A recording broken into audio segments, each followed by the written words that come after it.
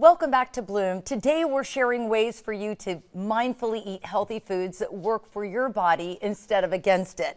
And there is an incredible trend of people adopting gluten-free diets because of an uptick of gluten allergies and celiac disease diagnosis. Joining me now with a delicious gluten-free recipe is Master Chef Amalia Flores. It is so great to see you. Oh, same to you, Gail. So thank you so much for having me. Absolutely, and I've got my gloves on. We both do, because we are going to be busy working to make gluten-free crackers. And you say it's really tough to find good ones at the store. Yes, it's so difficult. That's why we are making them today using almond flour. I like that. So yes. how does the substitute work? I mean, do you use almond flour in a lot of recipes? I try to, well, first of all, I have celiac, and I have been working with a lot of recipes of gluten-free recipes.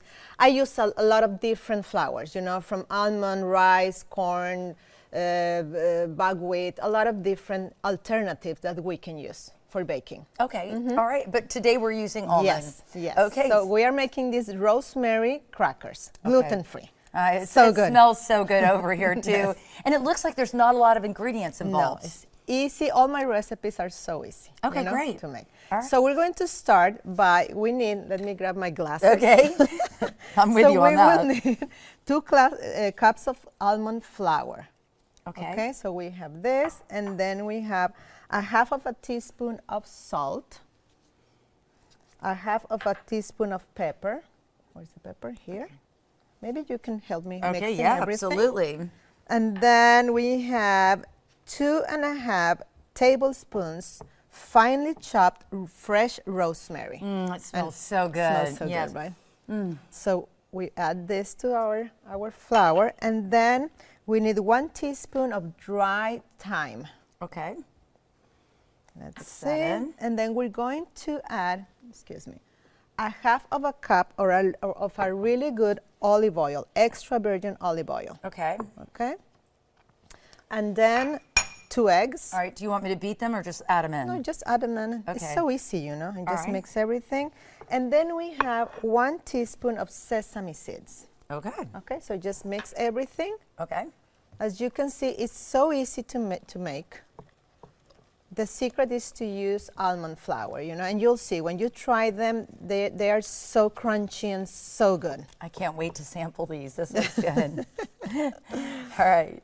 So once everything is mixed, Okay. then we're going to start making these little balls, maybe like an inch and a half balls. You have your spoon there. Yep. So easy to make. And then we're going to roll them like this. And we already have a cookie sheet with parchment paper. Okay. And then we're going to make our little balls. Okay. And then we're going to put them on the tray and press them with your fingers like this. Is mine too big? That's fine. Okay. Maybe a little bit, but it doesn't matter, you know? Okay. And just press it like that. A little bit more. Okay. Because a cracker is more like a thin cracker. Mine's That's looking fine, more like a don't worry. pancake. Do you want to make another one? Yes, I do. I'll make us a little bit smaller this go around. That's okay, you know. So maybe you can ask your family to come and help you, you know, Yes. to build these little balls. My daughters love to cook. Yes, They're and always this in the is kitchen. so easy, you know. And just press them like that. I love this. And then Yes. how long do you cook them for? 15, 20 minutes. That's it? 350 degrees. Okay. And the idea is to have this crunchy golden cracker that you can serve. You can see the final product here. You can serve it with charcuterie, with cheeses, with anything, you know, and the flavor is really good.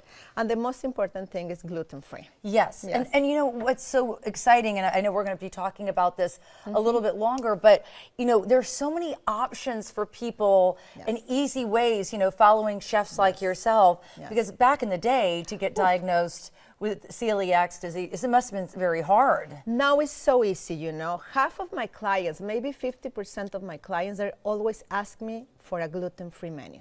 Really? Yes. Yeah, more and more people just, they don't want the inflammation. They have, you know, they're allergic to wheat allergies. Yes. So this is a great way to do it. Well, listen, what we're going to do is we're going to share this recipe on Bloom Tampa Bay.